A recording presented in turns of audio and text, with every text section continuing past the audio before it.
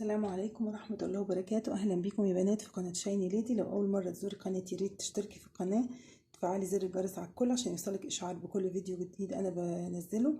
لايك حلو منك عشان الفيديو يترفع يوصل أكتر عدد من الناس تشوفه وتستفاد إن شاء الله.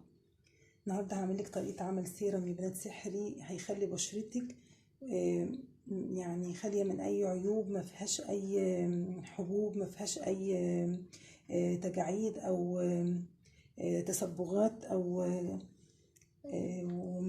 ولو فيها التهابات او جافه او الكلام ده. السيرم ده يا بنات تفتيح زي ما قلت لك، ازاله للتجاعيد، لازاله للحبوب، حلو جدا. عباره عن ايه يا بنات؟ ده منقوع لبان الذكر. ده يا بنات منقوع لبان الذكر رائع يا بنات. ده يعتبر كولاجين طبيعي. لبان الذكر يا بنات يعتبر كولاجين طبيعي وبيدخل في اغلى الكريمات، في تصنيع اغلى الكريمات يا بنات. هو يعتبر زي ما قلت لك بيفتح تفتيح فعال جدا للبشره عن تجربه يعني. ده منقوع لبان الذكر. هاخد عليه معانا ايه يا بنات؟ المكونات التانية معانا كمان. انا حبيت احطه هنا عشان تشوفوا شكله يا بنات، اهو بيبقى ابيض كده زي الحليب. هضيفه هنا، يبقى ده منقوع لبان الذكر. هضيف عليه ايه كمان؟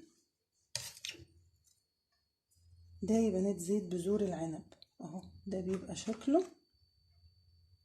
زيت بذور العنب يا بنات بيقي من التجاعيد، وكمان بيوحد لون البشرة، وبيقي من حب الشباب، بيدي ترطيب حلو قوي للبشرة، لغناء يعني بيحتوي على احماض دهنية بتنعم وبتقلل التهابات البشرة. ده زيت بذور العنب، هاخد منه مقدار معلقة.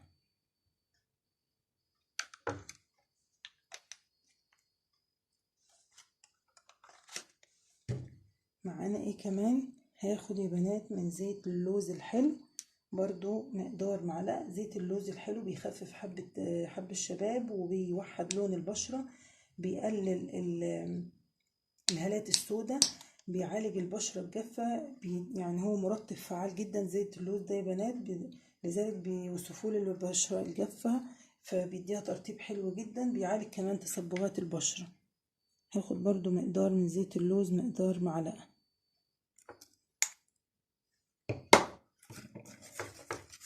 همزج كده كل المكونات مع بعض يا بنات.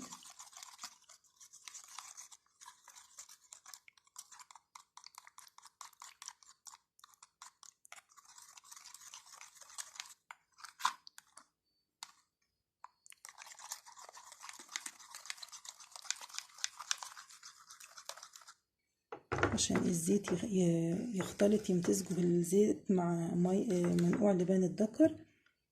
هضيف عليه كمان يا بنات مقدار معلقة بس، هاخد كده يعني مثلا غطا كده من مية الورد.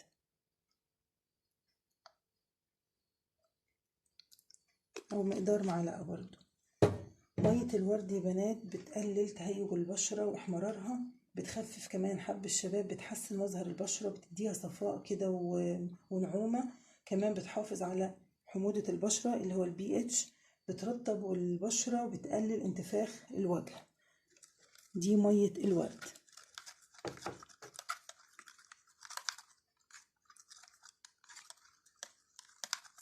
هنسمي ده زي سيرم او تونر كده يا بنات. هقولك طريقة استخدامه وهتستخدميه ازاي. هتحطيه في اي زجاجة زي كده، او اي زجاج بخاخ، او اي زجاجة فاضية عندك. سبراي بعد كل غسيل وما تغسلي وشك، او تستخدميها صبح وليل، ترشي من التونر ده، او تبلي قطنة كده وتروحي ايه تمسحي بيها على بشرتك. هتلاحظي يا بنات تفتيح زي ما قلت لك، ازاله لحب الشباب، كمان توحيد للون البشره، ترطيب، لو في زي ما قلت لك التهاب او احمرار في بشرتك هيهديه. يعني زي ما قلت لك يا بنات فوائده حلوه جدا. شوف بيعالج كام حاجه. ده هنسميه بنات سيرم سحري، بيعالج لك زي ما قلت لك اغلب مشاكل البشره، او كل كمان مشاكل البشره. زي عرفتي طريقة استخدامه، هتحطيه يا اما في زجاجة بخاخ وترشي على بشرتك صبح وليل، يا اما تبلي قطنة او وتروحي تمسحي بيها برضو صبح وليل او بعد غسيل وشك. كل ما تغسلي وشك استعملي التونر ده او السيرم ده، وبيقعد هو على البشرة يعني تسيبيه وهتمتصوا البشرة بكل سهولة. بالطريقة دي يا بنات يا رب يكون طريقة السيرم بتاع منقوع لبان الذكر يا بنات وزيت بذور العنب يكون عجبكم.